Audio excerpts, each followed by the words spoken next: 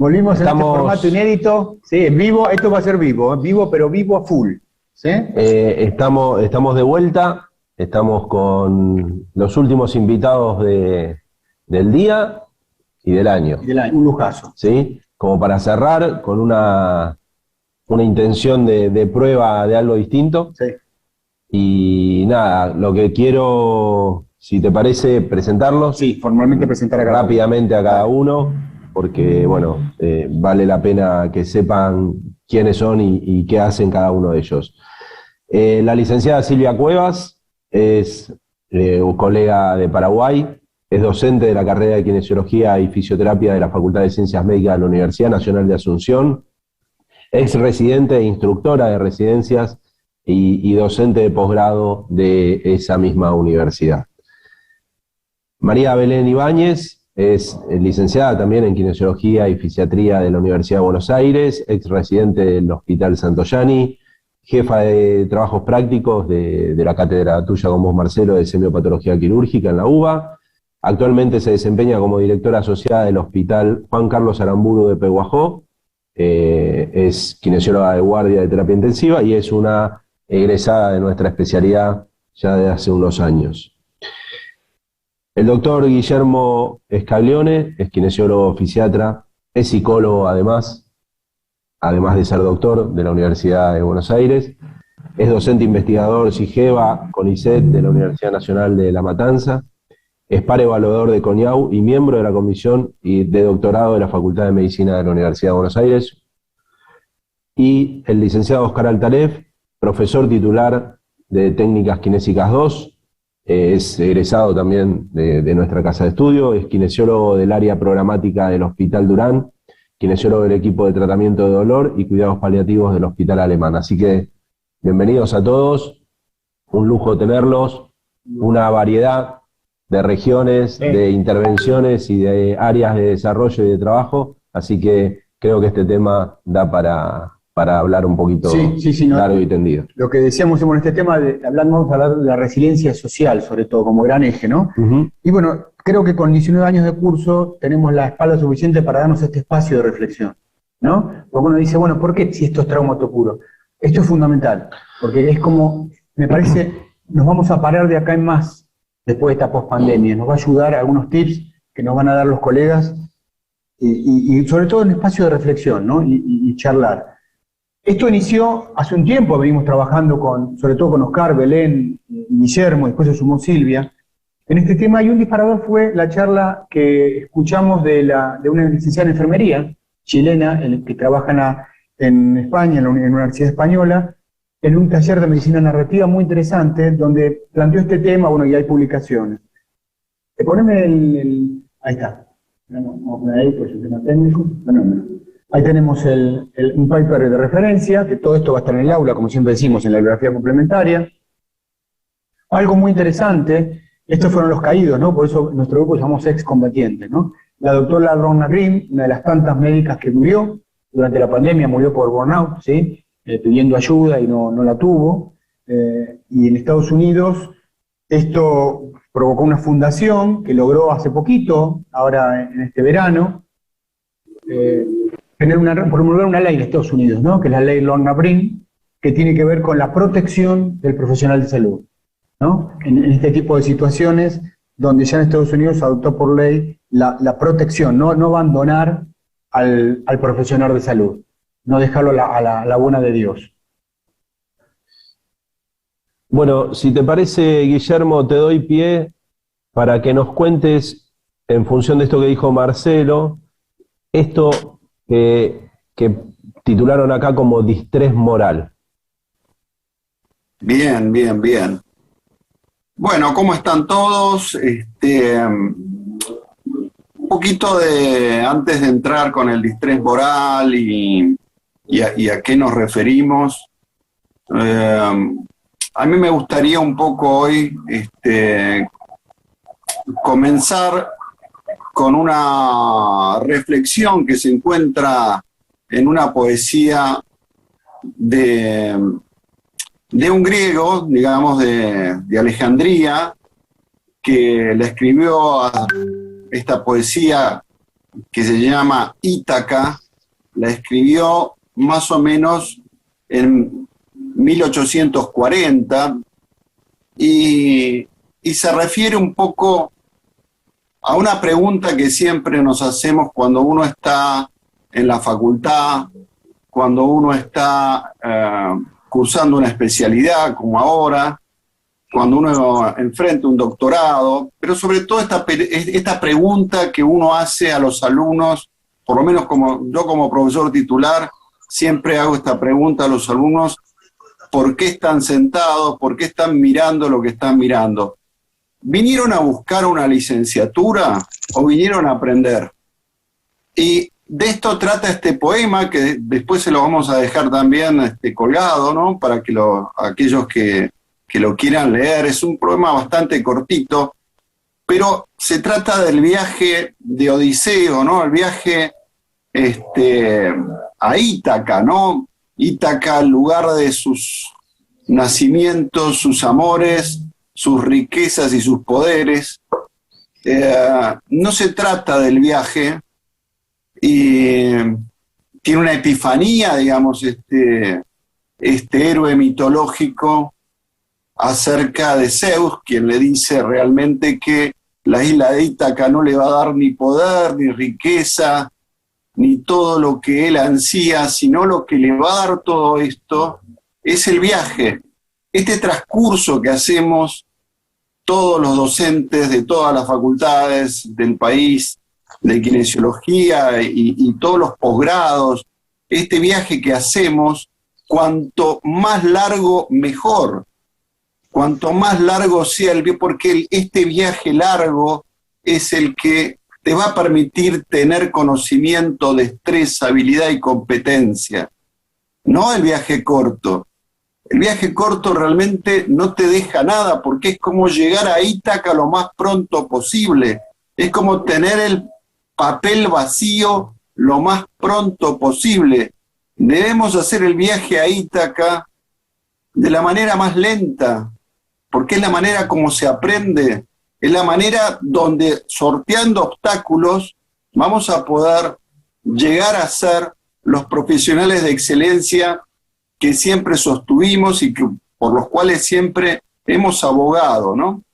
Entonces, un poco para entrar en tema con el tema del distrés moral, yo primero voy a hacer una diferenciación que generalmente la gente confunde ansiedad con angustia, y estas dos últimas las confunde con estrés. Cuando uno habla de procesos ansiógenos, habla básicamente de una respuesta fisiológica del sistema nervioso autónomo simpático, ¿no? No es una emoción, no es un sentimiento, sino es una sensación desagradable. No es peligrosa, por supuesto, la ansiedad. Básicamente, la ansiedad tiene una estructura adaptativa, y esa estructura adaptativa nos permite un poco estar dentro de la realidad, y no es mala y tampoco peligrosa. El problema es cuando esta ansiedad se mantiene durante largo tiempo. Entonces ya digamos que la ansiedad es a la psicología como el dolor a la kinesiología, ¿no? Evidentemente nos está alarmando de algo, nos está diciendo algo. Y lo que nos dice generalmente, por eso los ansiolíticos te pueden calmar, pero lo que nos está diciendo es que estamos procesando algo mal, que tenemos un sesgo cognitivo, que hasta que no solucionemos ese sesgo cognitivo, nosotros no vamos a poder solucionar nuestra angustia. Cuando uno pasa nuestra ansiedad, cuando uno pasa la angustia en sí es una respuesta en realidad a los síntomas de la ansiedad. O sea, estos síntomas de la ansiedad son amplificados desde forma ya psicológica. Esta ansiedad es amplificada y entonces se convierte en una angustia. Es una angustia ya que puede tomar una estructura de espiral que nos puede llevar a una crisis de pánico y, por supuesto, produce en la persona una sensación de inhibición, una sensación de crisis y a veces una sensación de pánico, ¿no? Esto conlleva el estrés. El estrés, en realidad, hay dos tipos de estrés. Uno que es este distrés, que sería un distrés negativo, pero también existe un eustrés, ¿no? O sea, cuando uno se encuentra bajo una respuesta ahora de una situación que toma como peligrosa y que realmente es una respuesta ya masiva del organismo ante una situación de peligro, por supuesto que es una estructura de supervivencia el estrés, pero que nos marca, a diferencia de la ansiedad, nos marca algo difícil y por eso mucha gente muere por distrés, ya sea por infarto, por ictus, por hipertensión arterial, producto de que muchas veces no da síntomas el estrés. El estrés es una función de alarma y como no tenemos sintomatología, no la podemos percibir, no la podemos entender como si lo podemos entender en la angustia y lo podemos entender en la ansiedad. El tema del distrés a nivel moral es ya cuando uno está sometido a distintos tipos de situaciones en las cuales no está cognitivamente de acuerdo y sin embargo tiene que hacer lo que tiene que hacer en un servicio de kinesiología o en una terapia intensiva, por ejemplo, ¿no? Y donde realmente la persona no es escuchada, no están los lazos sociales bien implantados y donde lo difícil del estrés que produzca estos sesgos cognitivos es que, sobre todo en terapia intensiva y tomando como ejemplo la pandemia, un filósofo Levinas decía que nosotros no podemos matar, digamos, a criaturas que tengan rostro. Sí podemos matar a una cucaracha, ¿no? Pero no podríamos matar a un gato, un perro, algo que tenga rostro. Y si uno empieza a pensar esta despersonalización en el distrés moral, ¿no? Cuando uno tiene que relacionarse con una persona que está intubada, que ingresa con máscaras, que ingresa con un montón de estructuras que deshumanizan el rostro, que nosotros no lo podemos percibir como un otro. Y cuando nosotros no podemos percibir como un otro a alguien, entran los sistemas de vulnerabilidad. Y entonces nos refugiamos, como decía Heidegger, en lo cotidiano.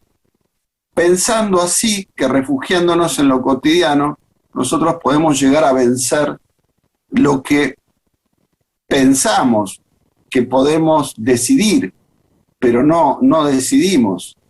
Entonces hay todo un sistema y un suprasistema por arriba nuestro que hace que la persona padezca este distrés moral.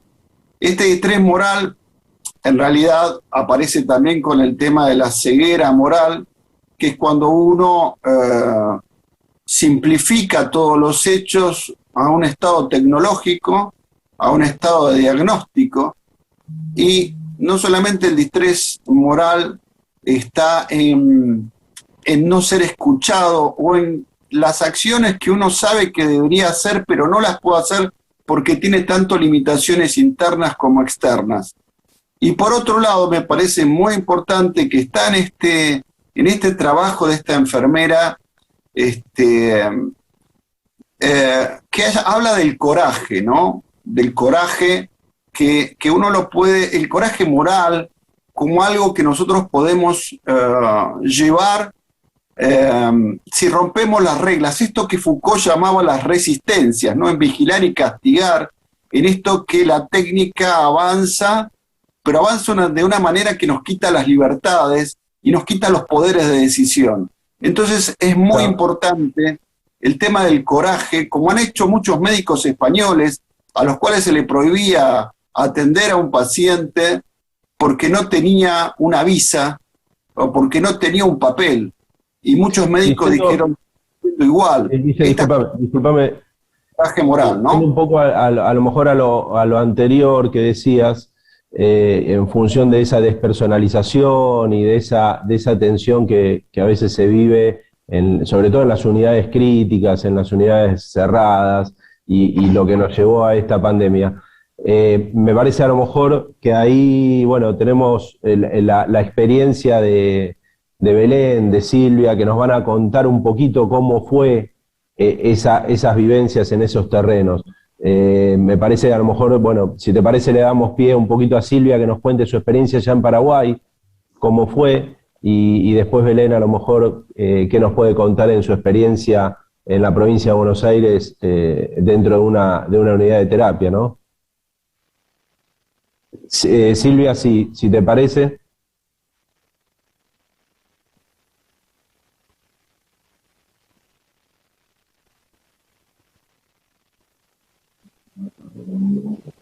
No sé si se te escucha ahí. ¿Se escucha, Silvia? Hola. Ahí te escuchamos. ¿Qué tal? ¿Cómo les va? Y en el Hospital de Clínicas la experiencia fue brutal, como creo que en toda Sudamérica, en todo el mundo, no pudimos ser la excepción. Y bueno, les voy a compartir un poquito nuestra experiencia.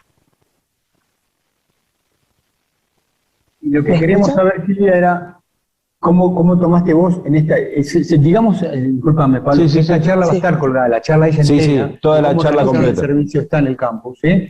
Acá es un resumen. Y básicamente esto, ¿no, Silvia? ¿Cómo te encontraste vos con estas restricciones, ¿no? Que llevan después a cómo fue el servicio. Bueno, como ya había hablado en mi antecesor que habló sobre la ansiedad, a nosotros nos tocó igual. Desde lo interno, desde lo nuestro, desde lo personal, brutal. Porque empezando por no poder atender a nuestros pacientes comunes, a tener que, con el número limitado de gente especializada en terapia, volcarnos a la atención, fue brutal. Y nuestro sistema de salud es un sistema de salud, y hay que decirlo, muy deficiente, muy desfasado. Estamos años luz de tener un sistema sanitario acorde a las necesidades de nuestro pueblo, ¿verdad? Y las políticas, hablando ya de lo externo, las políticas públicas de vuelta muy deficiente, nos endeudamos hasta el cogote, por así decirlo, por cubrir las necesidades en esta pandemia, que fueron mínimamente cubiertas, ni siquiera las expectativas, ¿verdad?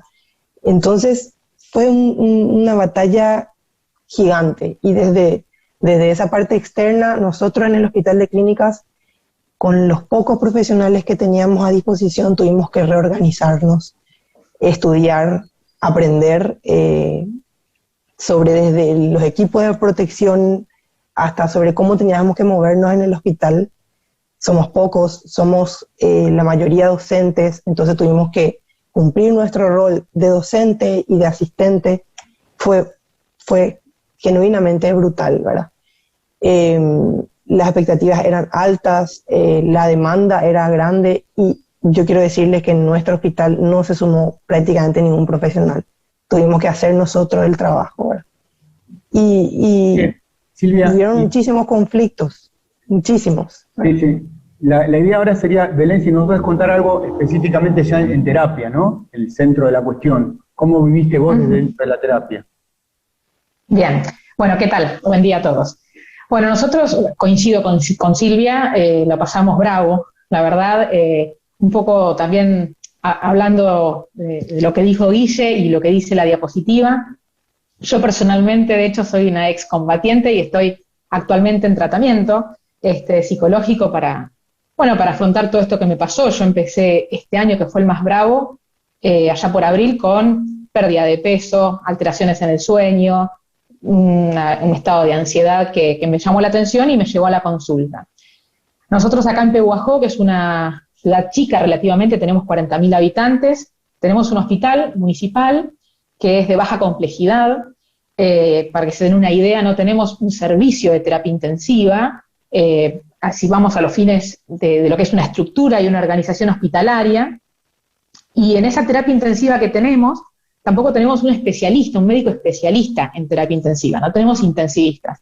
Entonces, fue bravo porque ya partimos de una base en la cual nosotros acá no trabajábamos en equipo, no trabajábamos con protocolos, y a eso se nos sumó esta pandemia, con una patología nueva, con un manejo desconocido y con todo el temor que nos generaba todo eso. Así que evidentemente no pasó así nomás.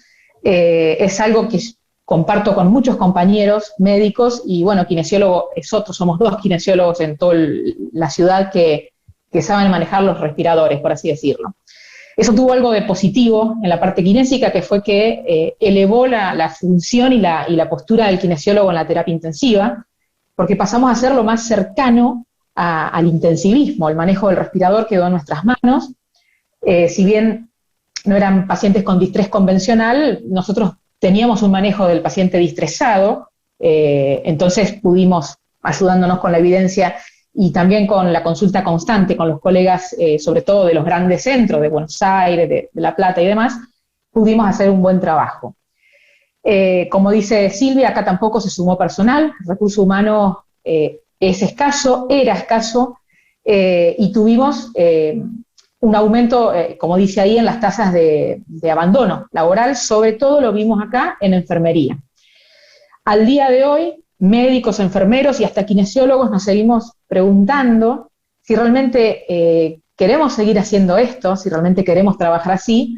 En algún momento a todos se nos cruzó eso por la cabeza porque realmente fue agotador. Poco recurso humano, una alta demanda, muchos pacientes internados en terapia intensiva, en la sala, y lo que nos pasó en terapia, sobre todo este año, fue el descenso de la edad de ingreso de los pacientes.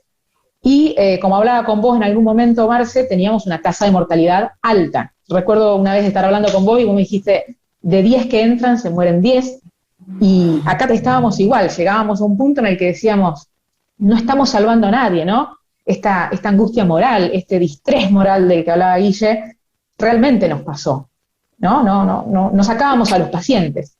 Era realmente frustrante, además de trabajar sobre todo al inicio con mucha presión por que no había que gastar insumos y, como digo siempre, no había margen para el error, ¿no? Era como si el equipo de protección personal, colóquenselo, sacárselo. Pintaste el panorama junto con Silvia, lo que fue, ¿no? Como lo quisimos elegir a ustedes como para mostrar en primera mano, ¿sí? Esto que vivimos nosotros en la sala también. No queríamos nosotros ser los protagonistas, sino que traerlos a ustedes. Y bueno, y hablar con Oscar, porque Oscar es uno de mis maestros de que con 2 cositas se pueden empezar a pilotear las cosas. Me gustaría dar la palabra a Oscar y que nos hable de esto, de cómo él también, desde el plan Detectar, el que estuvo participando y que participa, pudiste manejar este tema. Bueno, hola, ¿cómo están? Primero, muchas gracias por haber sido considerado para poder opinar en esta mesa. Segundo, me alegra y me honra compartir con colegas de tanta jerarquía y tan apropiados para este tema. Bueno, el año pasado sí me tocó todo el plan Detectar, ir a los barrios de emergencia, como una especie de primera línea afuera del área cerrada, ¿no? Y el miedo, ¿no? Parece que del miedo, del dolor y de la muerte no nos vamos a escapar, pero ahí no era una abstracción, era algo bien concreto, y sobre todo por la profunda ignorancia que teníamos acerca de esto. Recuerdo, lo habrán escuchado, hace como un año, se decían cosas ahora ridículas, como por ejemplo, el virus vive más en el metal que en la madera, cosas así. Es decir, que al saber poquito, también teníamos mucho más posibilidad de asustarnos. Y esta cosa de la peste, ¿no? La peste bubónica, este asunto de bueno, la muerte ya no es una abstracción o algo que le pasa a otros o a los que se enferman o a los que son viejos, sino que a todos. Y eso paraliza un poquito. Yo creo que cuando no sabemos, al principio nos desesperamos, pero después buscamos en lo más parecido que encontremos. Y entonces a mí me interesaba señalar que actualmente lo que a mí me preocupa al trabajar en atención primaria, que es una especie de atención primaria más o menos, porque las actividades de atención primaria están atenuadas por la propia pandemia y porque muchos servicios de muchas instituciones públicas o privadas todavía no volvieron a responderle a su público. Entonces, los que sí atendemos estamos un poco sobrecargados. Pero no me gusta quejarme porque a mí me parece que somos servidores públicos y estamos para cuando las papas queman. Lo que me preocupa hoy es la cantidad de personas con un síndrome post-COVID subdiagnosticado. Es decir, algunas personas tienen secuelas muy evidentes y otras ni siquiera saben que tienen un síndrome post-COVID y ni siquiera los profesionales médicos, psicólogos, enfermeros se dieron cuenta que tienen un síndrome post-COVID y ese es un problema. Tomo como ejemplo lo que le pasó el otro día a este jugador de fútbol, el Kun Agüero, que es un deportista de élite. Tuvo COVID y el otro día tuvo que salir del partido porque tenía arritmia con dolor precordial y con disnea. Es decir, que determinar qué es secuela y qué es convalecencia está dificilísimo. A mí me tocaría hablar de las limitaciones en los recursos. Yo creo que la principal limitación está dada por el temor y por no saber de dónde agarrarnos. Propongo humildemente para cualquier colega que tenga que atender a un paciente con un síndrome post-COVID que se ubique en la polineuropatía del paciente crítico. Porque si bien tiene particularidades esto del virus, no es más que una sepsis grave en un paciente que tenía condiciones como las que ya sabemos todos, y todo lo que se puede buscar en internet, no tiene sentido que yo lo diga, pero me parece que si hubiera que buscar en recursos, yo buscaría en qué hago con un paciente con una polineuropatía del paciente crítico. Yo no sé si he podido sintetizar lo que quiero decir, porque quiero ahorrar tiempo para que todos los demás tengan. Si se me quiere hacer la pregunta que sea, yo estoy perfectamente dispuesto a contestar la que venga. Al final le haremos las preguntas. Sí, después al final vamos, fui tomando nota de algunas cositas, pero yo lo corté a Guillermo antes, más que nada porque no quería que se nos escapara ese comentario que él hizo del tema de la terapia intensiva y la relación con Silvia y con Belén y su experiencia, pero lo corté cuando nos estaba hablando de esa diferencia o esa diferenciación entre lo que es coraje moral y resiliencia moral, ¿no? Eso que nos estaba introduciendo a contar y me gustaría que ahora sí darle el lugar para que lo explaye un poquito más y nos cuente un poquito más qué era eso del coraje moral que hablabas, Guille, y esto de la resiliencia, ¿no? Moral. Sí, un poco escuchaba acá a las colegas, la escuchaba un poco la narrativa, ¿no? de las vivencias que ambas han pasado y realmente creo que uno de los problemas que han sucedido en los servicios hospitalarios a nivel de pandemia y yo no me animaría a decir que estamos post pandemia viendo los resultados actuales de lo que está pasando en Europa, de lo que está pasando en Rusia, de lo que está pasando en Alemania, en estos momentos. Yo no me atrevería a hablar de pospandemia todavía, ¿no? Pero uno de los problemas ha sido la falta de comunicación, ¿no? Del equipo de salud para poder pedir ayuda, ¿no? Por distintos motivos. Algunos por un estigma de pensar que si se pide ayuda, uno puede ser etiquetado o puede ser menospreciado por el entorno. Otras veces por un problema de tratar de mantener el trabajo pero siempre existiendo una cuestión de soportar el trance solo, ¿no? Esta cuestión de no pedir ayuda, de no formarse grupos de apoyo correspondientes para poder hacer frente a situaciones traumáticas. Esto que hablaba Belén y que también un poco lo vemos como estrés postraumático, ¿no? Que el estrés postraumático puede ser un estrés agudo que se puede dar en el momento menos de un mes, pero un estrés postraumático puede llevarnos semanas, meses o años después, donde la persona lógicamente va a presentar ya un trastorno donde vive en un mundo de peligrosidad, donde no puede entender el mundo como no peligroso frente a lo que ha sucedido, o sea, frente a la poca elaboración. Que esto es un sesgo cognitivo, ¿no? Que también tenemos que pensar que nosotros realizamos nuestro accionar profesional en los servicios de kinesiología dentro de lo que es también el ambiente que nos rodea. Entonces, pienso que este tema de esta lucha de resistencias, a grosso modo sería estas condiciones de inhibición que derivan de este estrés moral y de esta ceguera moral, o sea, el entender y el comprender las competencias y las destrezas que a uno le son propias y no poderlas ejecutar, eso lleva a un distrés moral muy fuerte, ¿no? Porque yo sé lo que tengo que hacer, pero no me lo dejan hacer o no me escuchan. Y por otro lado, el otro de la ceguera moral, que es tratar de no innovar y decir, bueno, todo esto es una cuestión diagnóstica, epidemiológica, y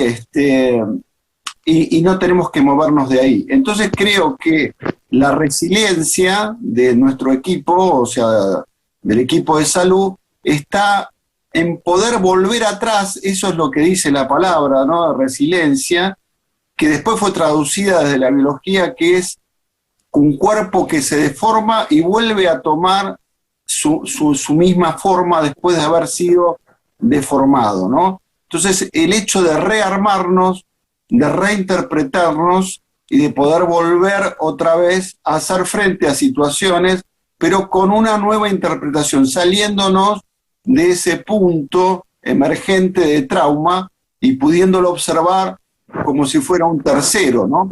Eso nos lleva a poder pedir ayuda, eso nos lleva a generar lazos sociales y a podernos identificar. El tema de la identificación creo que es un tema muy importante porque muchas veces la gente se encierra, como decía yo, en la cotidianidad y en la rutina, y voy a trabajar, hago mi trabajo y me voy. Y no me doy cuenta que estoy trabajando con un grupo humano que necesita interacción y necesita apoyo mutuo. Perfecto, Guille, perfecto. Me parece que, bueno, muy claro esa diferencia, nos gustó. Yo noté algunas cositas que me gustaron, después las dejo para el final.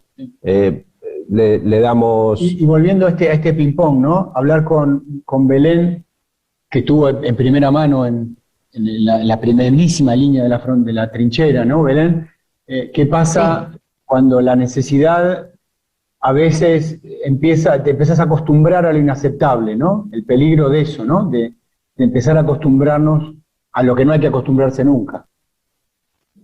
Exacto, sí, no hay que acostumbrarse a esto porque realmente predispone a condiciones laborales peligrosas, laborales y personales.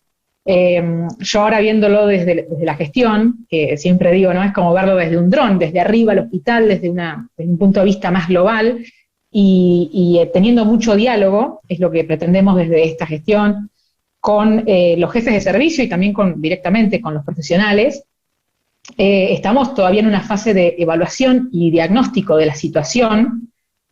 Coincido con Guillermo que no estamos en una pospandemia, estamos en un momento de marea baja, como digo yo, pero la cosa sigue. Así que a nosotros nos parece importante esto de trabajar con los grupos de apoyo. Nosotros acá lamentablemente no lo tuvimos. Recién apareció la figura del equipo de salud mental cuando la cosa ya no daba para más y sobre todo el área de enfermería no podía costearse una terapia individual, entonces, digamos, particular, pero se hizo una terapia individual. Lo que estamos tratando de proponer acá es realmente la intervención de los grupos de apoyo, generar esos grupos de apoyo, viendo lo que por ahí se nos viene para el año que viene, observando lo que pasa en el resto del mundo, y seguir haciendo la evaluación, el diagnóstico, para tratar de quedarnos con los recursos humanos y que no se nos vayan, porque, como decía anteriormente, la consulta, la pregunta y esa duda está de los médicos, sobre todo, están muy cansados. Hoy en día tenemos problemas más que nada en emergencias, en la guardia externa y también en la terapia. Están muy cansados, son pocos y tenemos que ver de qué forma los podemos ayudar, más allá de la parte económica, de qué forma los podemos apoyar, ¿no? Claro, Belén, lo que vos decís, ¿no? Y esto que estamos viendo en todos lados, que el recurso humano es escaso, y esto que le propongo ahora que aborde Oscar, esto de las comunidades de práctica, esto que estamos haciendo en este momento, que es este espacio de reflexión que tenemos con los colegas, ¿sí?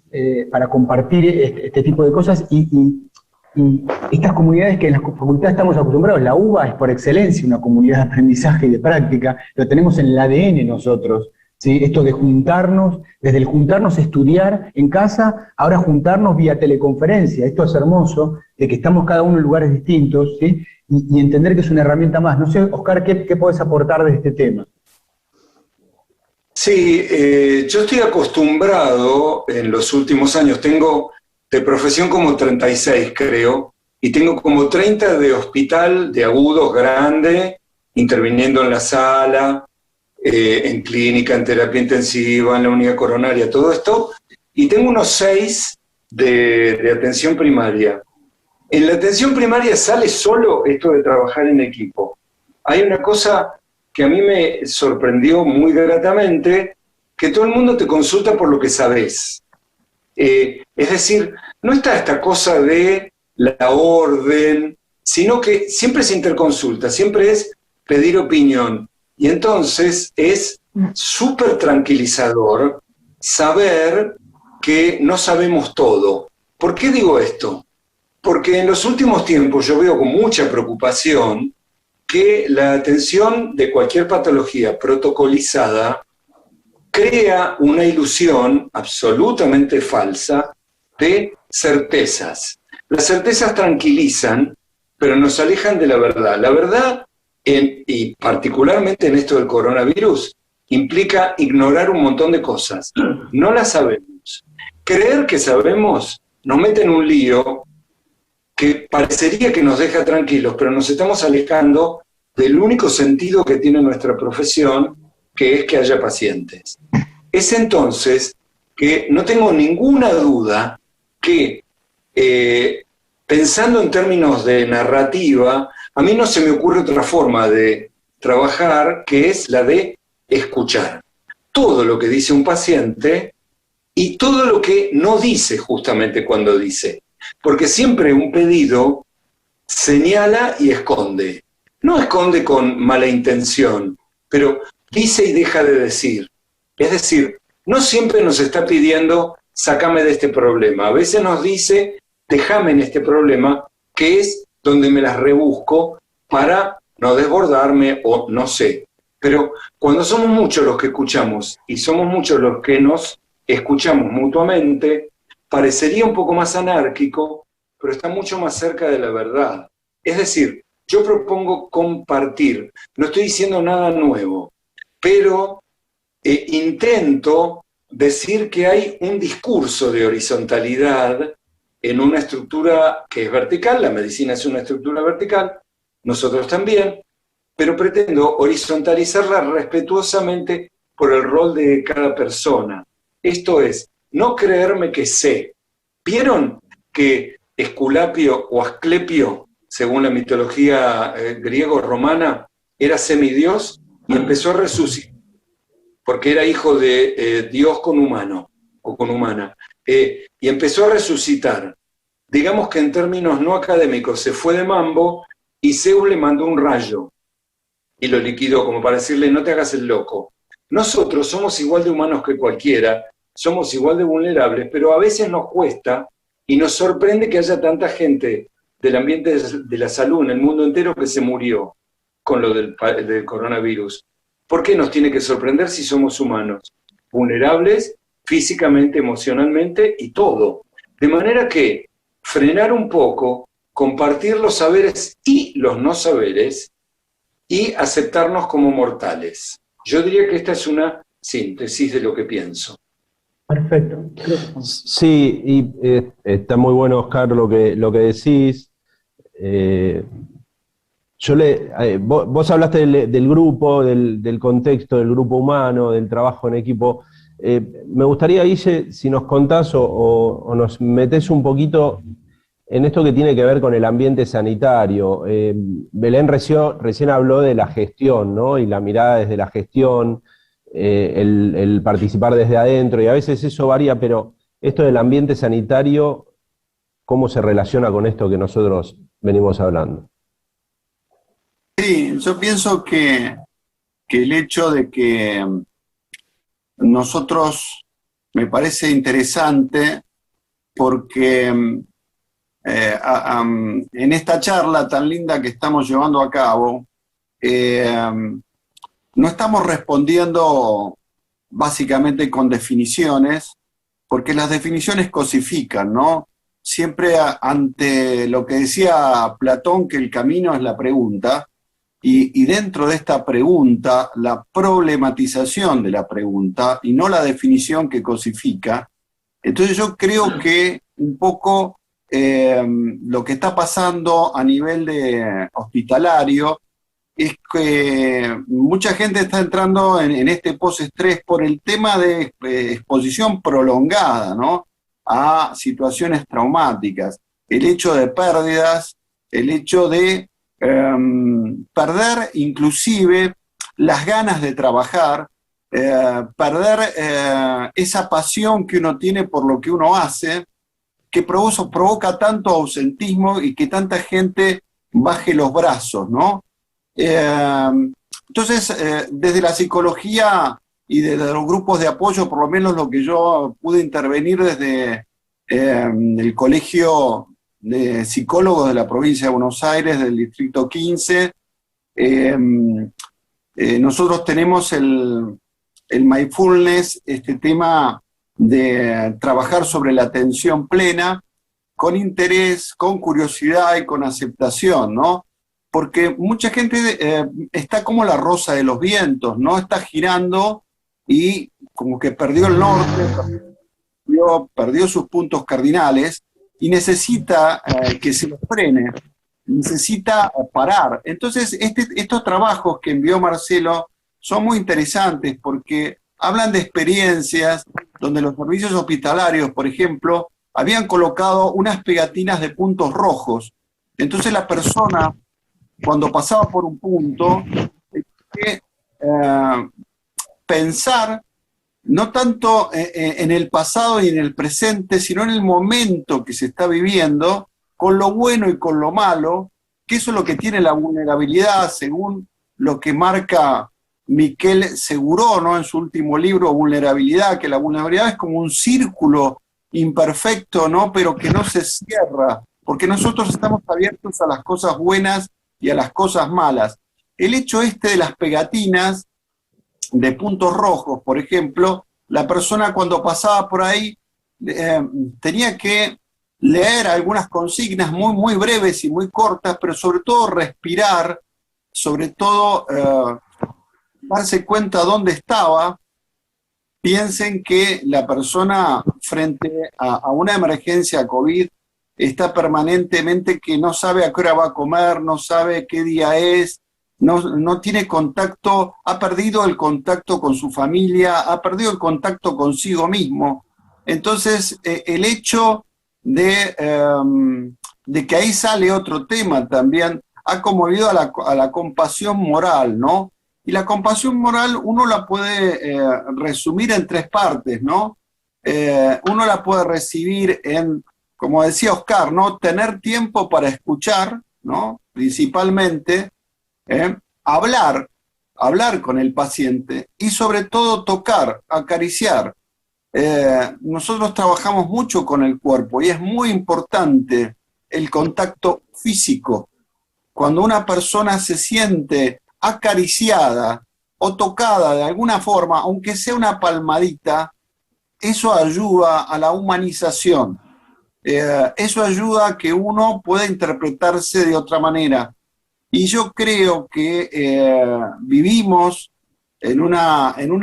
vivimos tiempos de indigencia social, ¿no? Vivimos tiempos donde esta relación terapeuta-paciente tiene que ver con que no quiere ser defraudada en su fe. Y muchas veces llega al hospital tratando de pedir muchísimo más de lo que se puede dar un ser humano, ¿no? Porque han dado todo. Yo creo que el grupo que ha enfrentado de todas las disciplinas, interdisciplinario, de salud, ha dado todo, pero ha dado su vida en esto, ¿no? Ha dejado su vida. Y yo creo que algunas personas lo han reconocido, otras evidentemente se han dejado manipular. La manipulación ha sido un tema bastante difícil porque hemos visto cómo han cambiado muchos conceptos, hemos visto epidemiólogos desdecirse una y otra vez sobre conceptos básicos y eso ha causado mucha incertidumbre.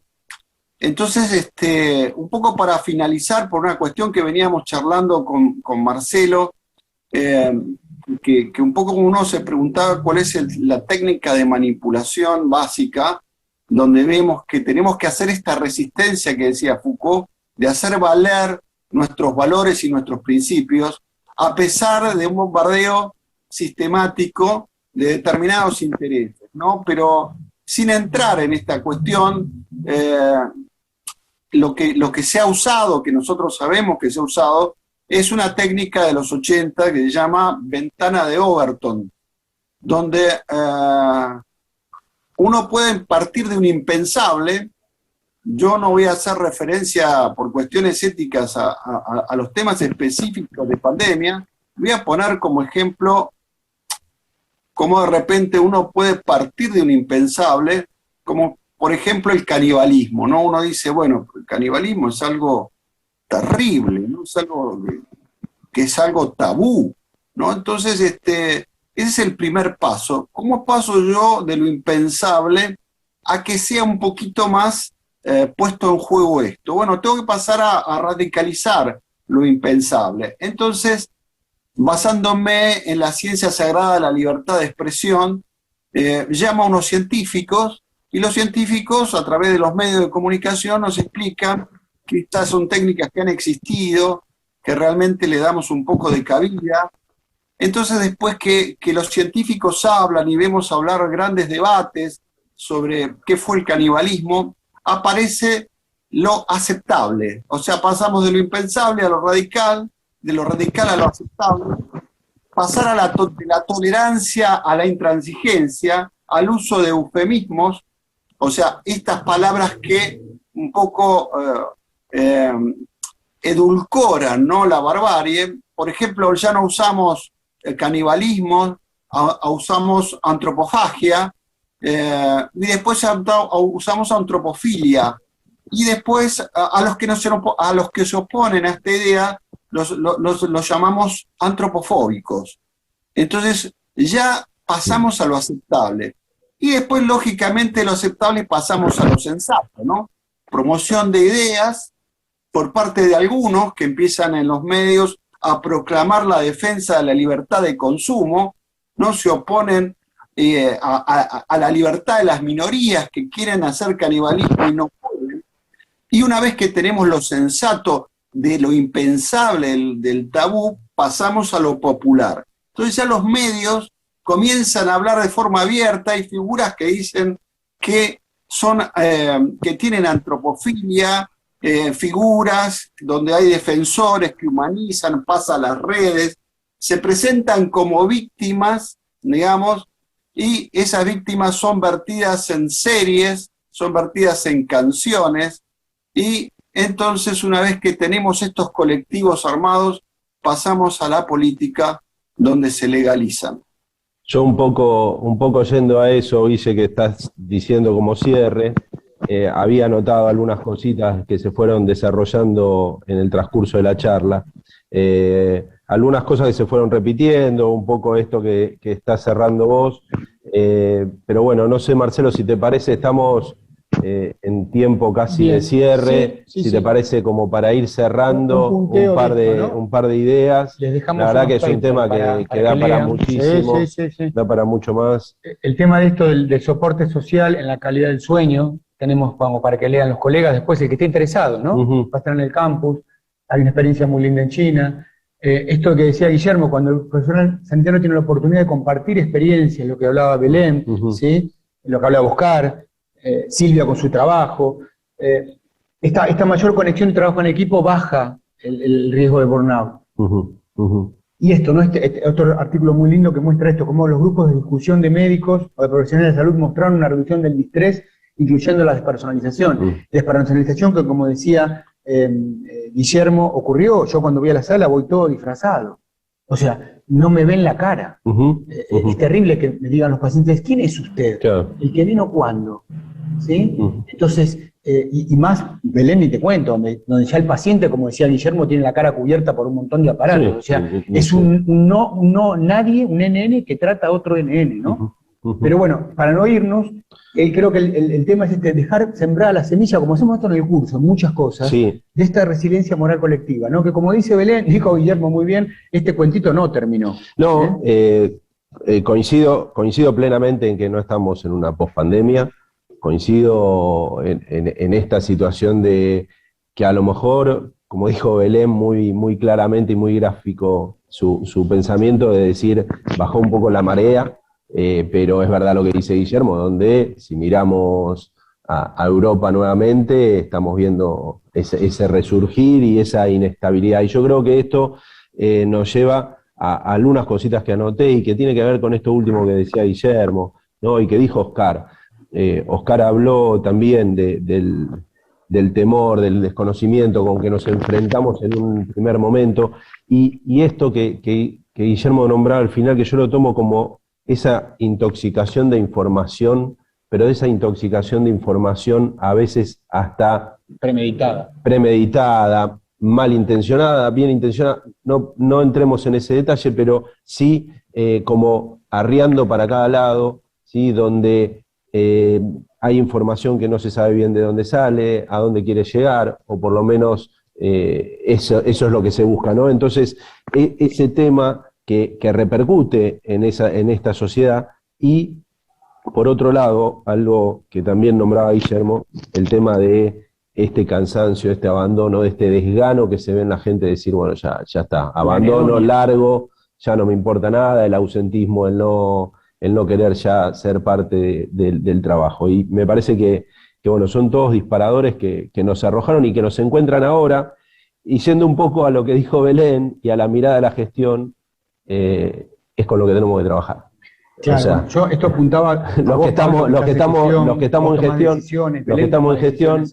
tenemos que entender esto, terminar de entender esto, saber comprenderlo, pero también saber sacarlo a flote, ¿no? Y que creo que la clave está en lo colectivo. Por eso guardo con la resiliencia individual, que es el famoso arreglate como puedas, del neoliberalismo, es, ¿viste? Tú puedes y qué sé yo, y decir que en realidad somos animales gregarios y tenemos que salir en grupo. Por eso las comunidades de práctica, de aprendizaje que hablábamos con Oscar, la transversal, la horizontalidad, ¿sí?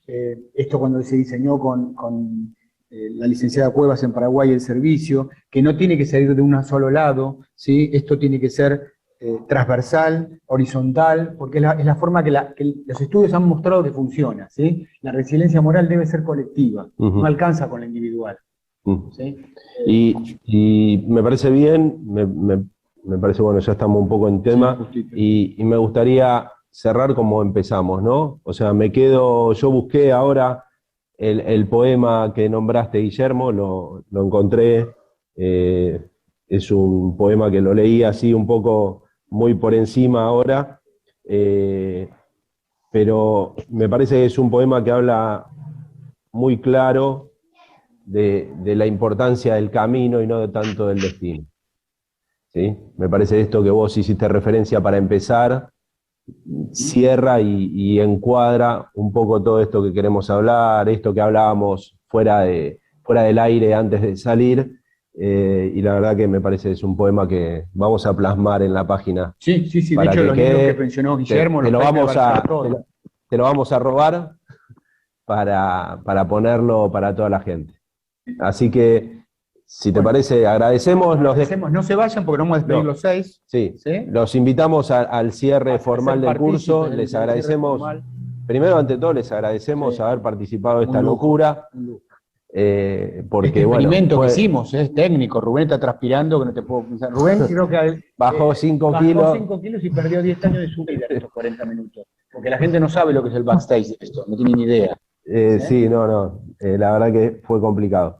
Pero bueno, salió bien. Les agradecemos el haber participado, el tomar el tiempo para estar acá. Y eso, como siempre, y todo el trabajo previo que vienen haciendo. Y van ustedes, en el agradecimiento de ustedes, a todos los disertantes de este curso que han resignado tiempo personal, que en este momento es muy escaso. ¿Sí? Los 4 están en situaciones cada uno particulares, personales, profesionales, complicadas. ¿Sí? Este tiempo vale oro y se los agradecemos siempre infinitamente. Agradecerle a la gente que estuvo presente, recordar otra vez que el 19 se cierra el curso. Por favor. Sí, yendo a lo formal, claro. Sí, recordar esos tiempos. El 19 de diciembre se cierra el curso y se cierra todo lo que tiene que ver con el servidor y el campus por tareas de mantenimiento, de actualización y preparándonos para el año que viene. En breve estaremos teniendo información, como les dijimos al principio, de la especialidad que iniciaría la próxima camada del año que viene, y también en breve la edición de un nuevo curso. Sí, y retomo también lo que dijo Guille, o sea, los 4 tiraron títulos que van a estar después desarrollados en el campus. De hecho, hay una charla entera de la licenciada Cuevas, donde explica cómo formaron el servicio, ¿sí? Una charla de 30, 40 minutos. Los libros que puso Guille, los tips de Oscar, el aspecto de Belén, todo eso va a estar más desarrollado. Y otra vez, muy orgulloso discúlpenme de lo que digo, ¿no? Este curso de 19 años que se permite este lujo, ¿no? Ya no fue un recetario de cocina, como decía Guille. Permitirnos este momento para plantear esto, porque sinceramente creo que nosotros hemos tenido a veces esto, ¿no? De plantear cosas que después se empiezan a emerger y van a ser tema del año que viene. Como dijo Belén, dijo Guille, esto no terminó, y nos tiene que servir esto de experiencia y de transitar el camino. Guille, lo vos lo dijiste. Yo veo a veces con preocupación en los jóvenes que quieren ya el papelito, ¿no? Sí. Hablaron más tarde con Oscar ustedes en la jornada. Y importante es transitar el camino, ¿no? Sí, esto es lo que dijo Guille al principio. Así que, bueno, sin más... No, la verdad que me quedé hablando con los 4. Sí, da para mucho más. También despedir a la gente, cada uno desde su casa. Sabemos, hoy leía un poquito en el chat del canal, bueno, gente de todos lados, de todas las provincias, dentro de la provincia de Buenos Aires, de todo el interior. Así que agradecerles, como siempre, eternamente agradecidos por acompañarnos, por seguirnos. Veía acá también que a través del Instagram iban compartiendo lo que iban haciendo y el estar con nosotros. Así que, ¿qué más que agradecer por un año más de estar con nosotros? Los esperamos, no sé qué pusieron ahí, ¿es una pregunta? No, quedó una... Quedó de antes. Se le pasó la pregunta anterior. ¿Qué son? ¿Saludos? Bueno, nos está saludando la gente. Nos está saludando. Bueno, muchísimas gracias a todos. Y por supuesto, los esperamos el año que viene. Dicen que 20 años no es nada. Yo no creo que sea así. ¿Y son menos pelo? Sí, bueno, a mí me dijeron que estaba más canoso también. Pero igual un poco, hoy estuvimos muy fueron profesores nuestros, o sea que si nosotros somos, ellos dos ya no puedo decir nada, ¿no? Y yendo un poco profesores de media Argentina, más o menos. Y yendo un poco a lo que estuvo muy mitológico, tanto Guillermo como Oscar estuvieron muy mitológicos. Ellos lo conocieron, Homero. Sí, bueno, yendo un poco a eso, dicen que 20 años no es nada, ¿no? Y creo que según la Ilíada, Penélope esperó 20 años a Ulises, así que 20 años no es nada. 20 años no es nada. Bueno, muchísimas gracias, Muchísimas otra gracias. vez a los cuatro, infinitas gracias. Gracias, muy amables a todos. Este lujo, ¿eh? Muchas Y gracias. gracias al público.